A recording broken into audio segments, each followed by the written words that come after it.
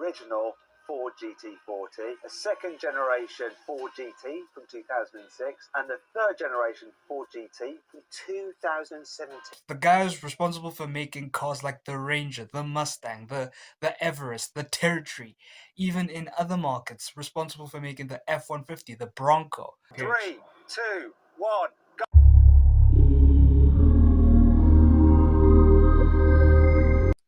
Yo, what's up guys? Welcome back to my YouTube channel. So this is video number 2 since my long hiatus. Anyway, you got yet another drag race by Carwow Drags. This is for every Ford GT, every generation of Ford GT, from the iconic Ford GT40 to the frankly beautiful 2017 Ford GT, and even the very special Ford GT from 2005-2006. So let's get straight to it. What will happen in a drag race between an original Ford GT40, a second generation Ford GT from 2006, and the third generation Ford GT from 2017? Well, we're going to find out, because I'm going to race them over the standing quarter mile.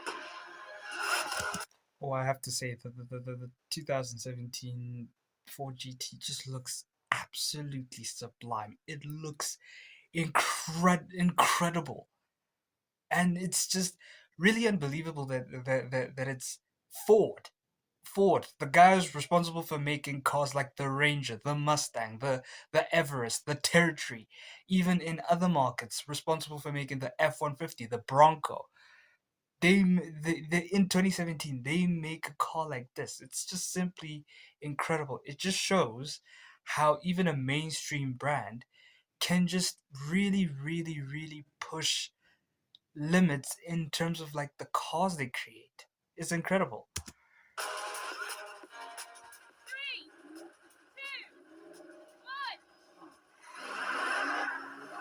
2, 1. Oh, wheel spin from the GT40. Go sideways.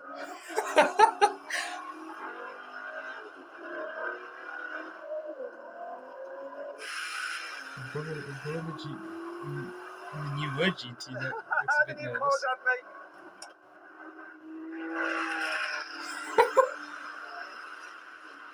Oh, he's absolutely killing me.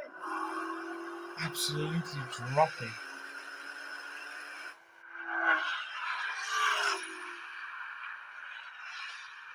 So then, what exactly happened? Well, the 2017 GT won. It completed the standing quarter mile in 11 seconds. The 2006 GT took 12 seconds, and the GT40 came last.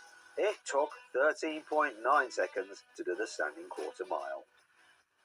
Okay, now we're going to have a rolling race from 40 miles an hour in second gear. See what happens. 60 Right, kph. 3, 2, 1, go. They weren't even level. But even if they were, I think the result would have been more of the same. Yo. Look at that GT. Go.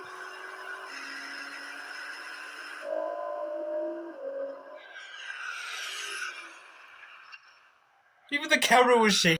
We're going to Still this fine. test from 70 miles an hour. You ready? Here 110 comes the kph. cones.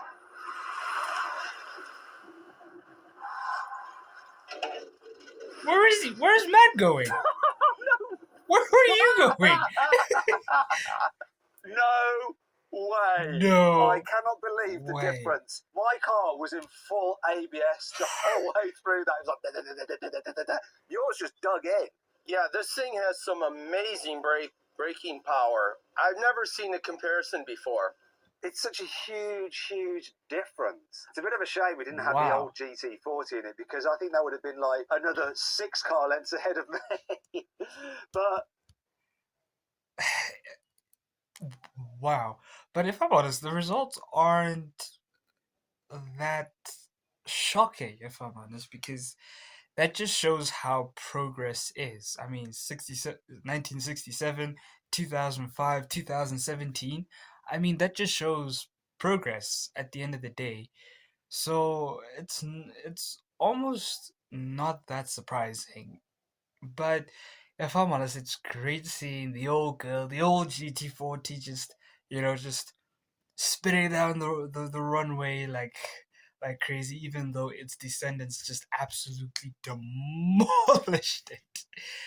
But it's incredible. Now, which one I would have?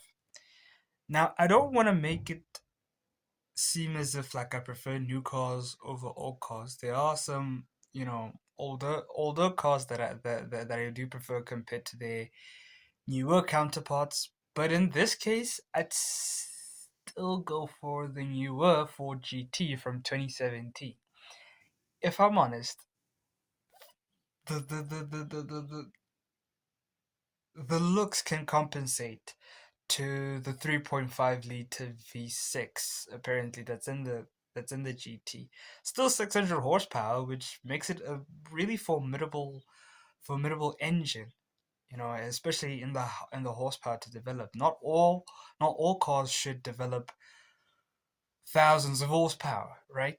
And by 2017 standards, even by 2026 standards, I believe that 600 horsepower is pretty powerful. It is pretty powerful actually. Even though car manufacturers they're now setting the benchmark of each and every generation of their cars must be more powerful than their predecessors, right? And sometimes it wouldn't it just seems a bit too excessive for me sometimes, because around 500, 600 horsepower is where things are okay. 700 horsepower, okay, we're cooking. 800, you're pushing it. 900, you're pushing it. 1,000, you've gone mad.